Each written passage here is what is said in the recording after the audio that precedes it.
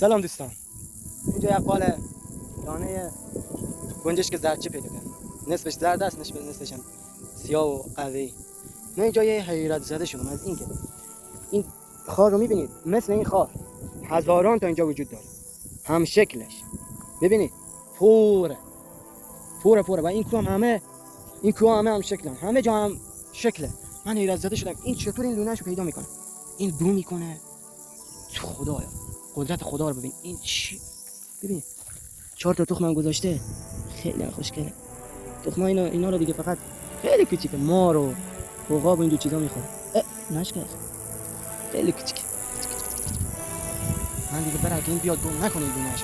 شما عزیزانم یه فکری بکنید که این چه جور حسیه که از کیلومترها پیش اینجا رو پیدا میکنه. این همه بین کوه و این همه خار هم شکل میره لونه‌ش. سبحان الله.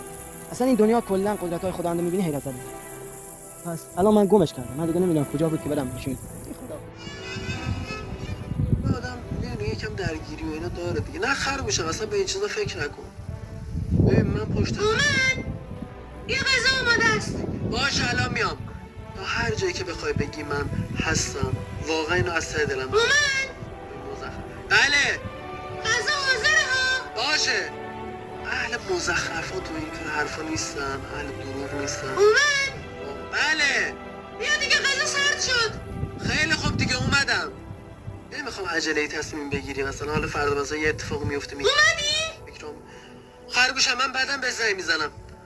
اومدم. کو غذا؟ صبر کن یه 5 دقیقه دیگه آماده میشه.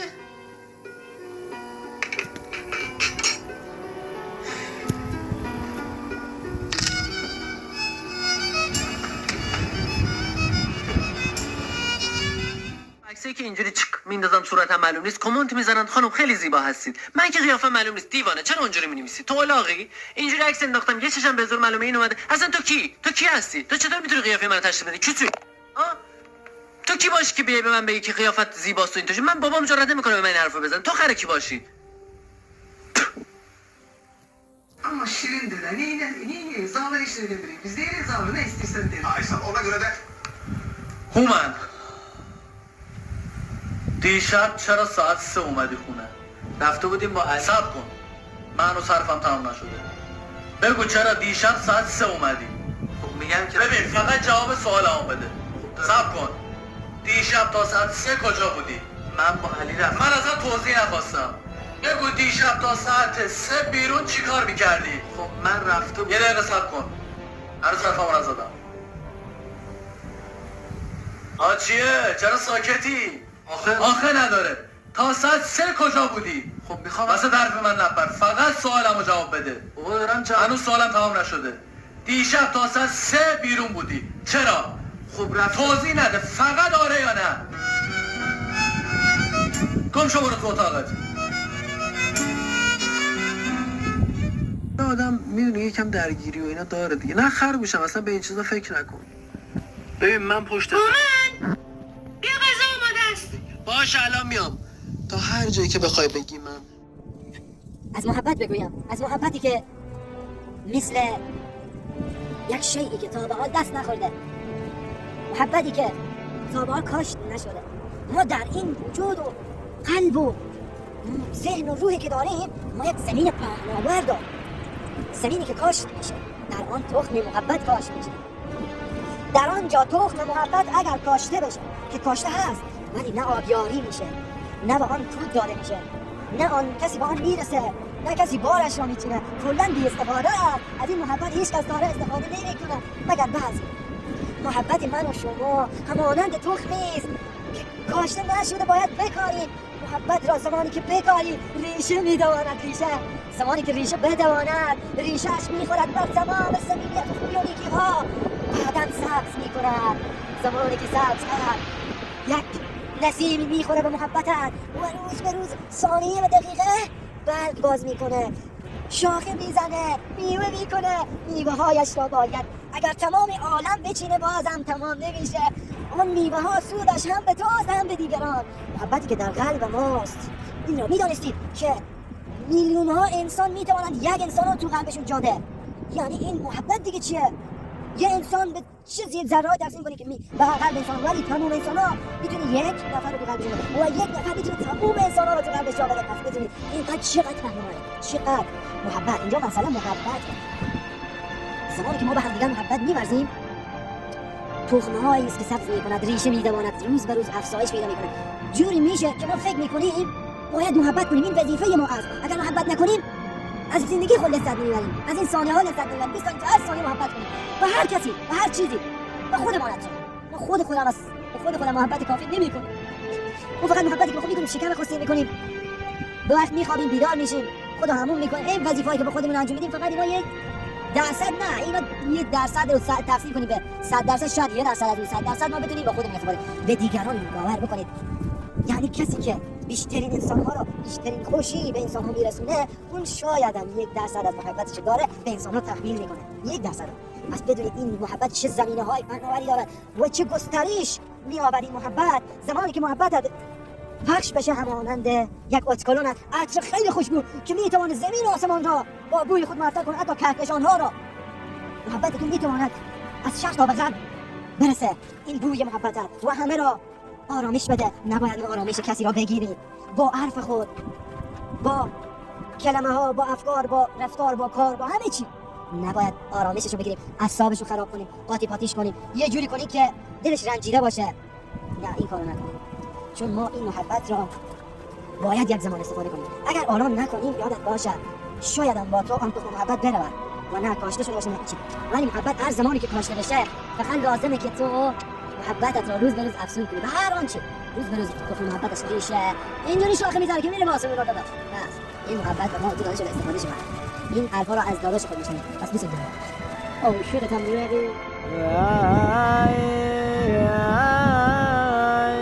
ای ملکی من کجا، خودی من کجا، آی نمیتوانم ببینم یکم وطنیم خاکی لایم ای جانه، آی ندیدم خانوادم چند ماه میشه، آی ندیدم من، وای بوی نکردم خاک وطن را، وای جان من جیگر من. داستانی از یک کودکی که فکر میکرد این دنیا خیلی کوچیک است، همش ابره، همش سبززاره، شبها تاریک و ستاره هاست، ماه و آفتاب. این یه روز به فکر میفته که یعنی چی؟ هر روز صبح میشه این روز رو میبینم، شب میشه این شب رو میبینم، آیا دیگه چیزی وجود نداره؟ آخه این چیزای تکراری یعنی چی؟ من بخوابم، من بیدار شم. اینجاست که یکم خودشو به یه نقطه‌ای وصل میکنه، متصل میشه که من جاهای دیگه هم باید ببینم. اینجوری نمیشه. این انقدر در عمر خود تلاش میکند تا که تمام کره زمین رو از فضا میبیند. میگه ای وای این کره زمین یه کوچیک قد انسان دارن مغرورانه توی این کره زندگی میکنن، طرف به خاطر یه تیکه زمین داره دشمنی میکنه، قتل و غارت و حق هم دیگر رو میخورن به خاطر این کره کوچکی که از فضا میبینم. این چی است؟ کاش کلن فقط یک چند درصدی معلوم میشه که توی زندگی میشه، دیگه کلن آب. از همونجا اینقدر گریه میکنه که اشکاش داره روی زمین میاد. ببین این پسر به ما چه آموخت که وقتی ما این کره زمین رو جوری داریم توش زندگی میکنیم انگار یه دنیای از آرامش و خوشی و یه دنیایی است که ناتمام. ای وای تو اگر فقط حالا درسته ما نمیتونیم، ولی فکرتو به دنیا بگیر. دنیا چقدر وسعت داره. این کره زمین ما مثل یه بخار بین دنیا. پس چرا اینقدر آخه بیا کمی ما فکر کنیم ما اصلا کره زمین از ما نیست، ما اصلا اینجا ما نیستیم، وجود نداریم، ما فقط اینجا مسافری هستیم که قراره بریم آسمون، از نزد خدا اومدیم. بس این دنیا کارایی کن که اگه بری بگی ای وای این چند وقتی که توی زمین میرن چه کارا خوبی ان. پس همین دیگه همین نشسته وایساده در حال یه خدایی هست که یادش دلا رو آروم میکنه، نه دل آدم خوبا رو، دل همه آدم ها رو، چه خوب چه بد. اگه بگی خدا یه آتیشی درست کرده یه جا قرار آدما رو بندازه توش بسوزونه، هرچی هم بگم ما تشنمون آب داغ بهشون بدن، این خدا گناهکارا رو آروم میکنه. قرآن میگه میگه یه خدایی هست، اگه بشناسیدش آروم میشید. کیا؟ آدم خوبا؟ میگه نه بابا، همه مردم خوب و بد.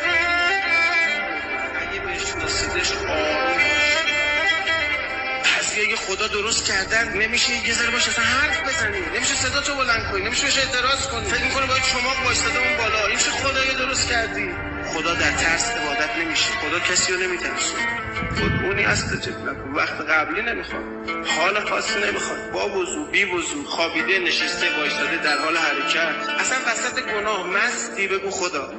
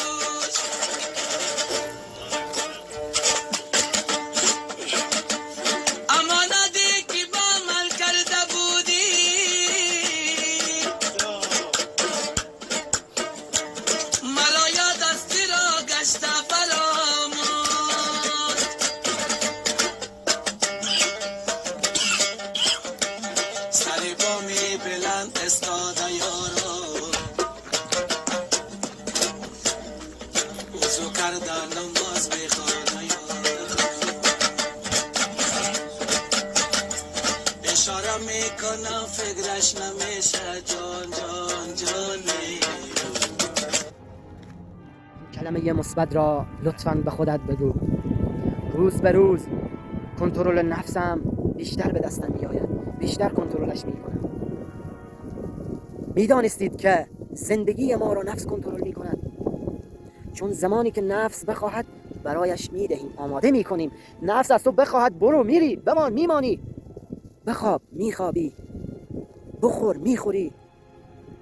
برایت میگوید این نفس ای برو گناه کن، میری انجام میدی. نکن، نمیدی. نفس بعضی زمان به خوبیت تو راه میکشاند. کدام زمان؟ زمانی که یک چیز خطرناک ببینی، یک مرگ ببینی، به مرگ نزدیک بشی، وجودت ناآرام بشه، آن زمان نفس میترسد و خود را در کنترل خودت میدهد. میگن هر کار با نفست میکنی بکن. آن زمان است که میدانی این نفس چقدر خطرناکه. چون الان ترسیده، اختیارش دست من است. از زمانی که نمیترسد چرا اختیارش دستم نیست؟ پس باید من بگیرم نفسم و در چنگاری دستم، چون که این نفس در نهایت من را یا غرق میکند یا نجات میدهد. اگر من زودتر دست به کار بشم میتوانم شناهای زیادی بلد شم قبل از اینکه نفس مرا غرق کند. کلماتی است حقیقی بر اینکه ما قدر شناس باشیم. آری اگر این همه موجود بدانند که در نهایت میروند و محو و نابود میشوند، اینها دیگر این گونه که میبینید نمیمانند. قبل از اینکه مرگ به سراغشان بیاید، خشکشان گوشه اصلی میزند. از غم و اندوه و فکر و اندیشه ها در گوشه از اصلی خشک میزنن و میرن. دیگر این همه موجود نمیبینی لذت از دنیا ببرند و بخورند و بهره‌مند شوند. دیگر هیچ موجودی دنبال شکار نمیگردد، چون خودش در نهایت شکار میشه. دیگر شیری که سلطان جنگل است مثل آن شیری که از بطن مادر می آید، اگر بچه نخورد آن شیر در بطن مادر می ماند. ای جوان، این سخنانی است در یک مکان که اگر بدان جان و جهان از من و تو باشد، باید ما به فکر این باشیم که در نهایت چه میشود. ما که میدانیم که میرویم میمیریم، ما که میدانیم که چه خواهد شد چه نخواهد شد، ما که عقل داریم، اما ببینیم ببین چقدر خوشحالی. این همه چیز رو اگر فقط حیوان میدانست، اون یادتان باشه که لب به هیچ خوشی دنیا نمیزد، لب به هیچ آرامش نمیزد، فقط یک گوشه مثل این که مریضترین حیوان باشه میافتاد و میمون. چون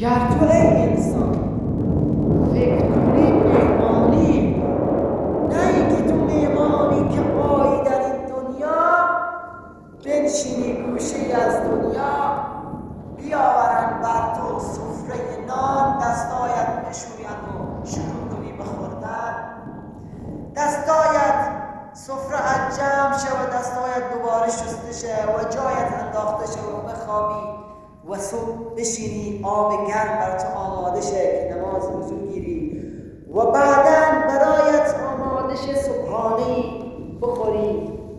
نه خیر، این دنیا دنیای مهمانی نیست، این دنیایی است که ما باید مثل مسافری باشیم. مسافری ها را دیدید که چجور است؟ باید خودت به فکرت باشی. تو باید سفره پهن کنی در بین مردم، تو باید سفره پهن کنی در بین جامعه و در بین همه موجود و نفسکش. تو باید کار کنی، تو باید بیاندیشی که تو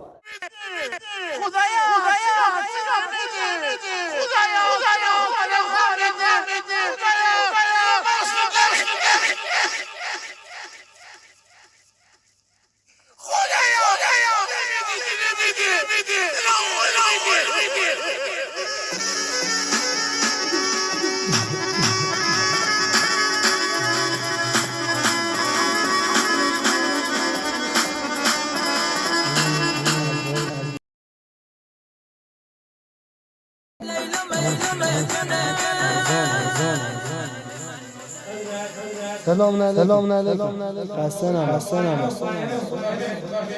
درست شد. من رفتم خیلی کدوم نه این بغل نه چی داداش خارج گفتن این برگم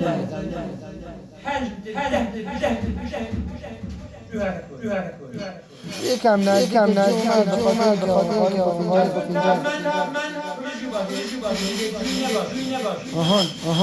داخل جون است. من امروز چیز خیلی کردم درست نشد. های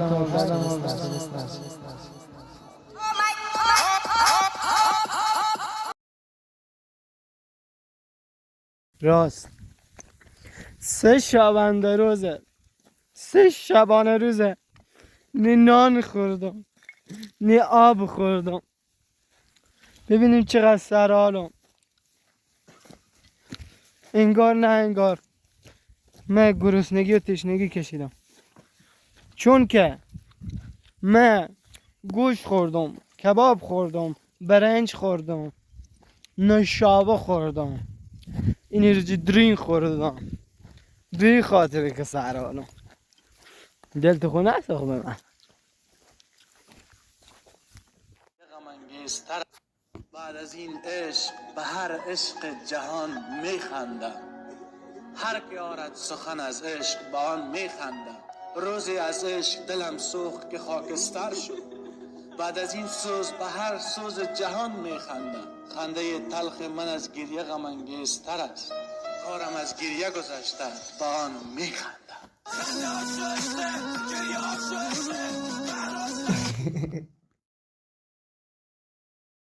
داشت درس میداد، راجع به عظمت خدا میگفت، بزرگی خدا میگفت. از الله میگفت، معنی الله اکبر را برای دانش آموزانش تفسیر میکرد. یه دانش آموز دست بلند کرد گفت استاد. گفت بله.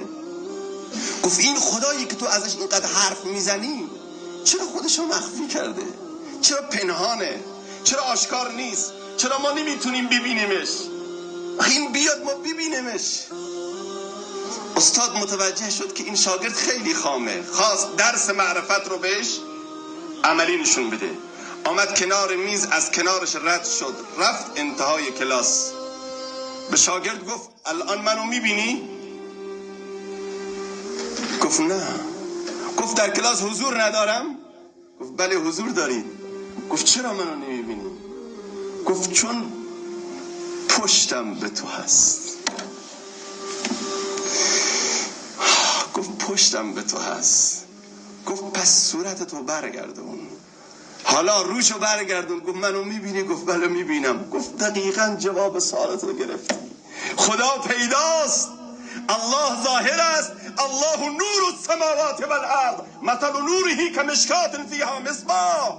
الله همچون نوری متشعشع است، انوار الهی در همه جا وجود داره. عاشق نبود آنکه خدا را نشناسد، بیمار نباشد که دوا را نشناسد، آن کس که بود کور خدا را نشناسد. بله طبیعی است ما پشت کردیم به خدا، الله رو نمیبینیم، وگرنه الله از هر آشکاری آشکارتر. هو الظاهر هو الباطن هو الاول هو الاخر. الله هم ظاهر است هم باطن است. اونهایی که الله را با چشم دل میبینند از هر چیزی خدا را بزرگتر میبینند. چی داری میگی تو؟ پشت تو به خدا کردی میگی خدا رو نمیبینم؟ جمال الله همه جا هویدا و آشکاراست. این ما هستیم عزیزان، ما یوسفان این زمان نیستیم، بلکه هر زلیخایی داره دل ما رو میبره. زلیخای منزل، زلیخای درس، زلیخای مدرک، زلیخاهای صفات مجازی، اینها ما رو اونقدر مشغول کرده که الله رو نمیبینیم.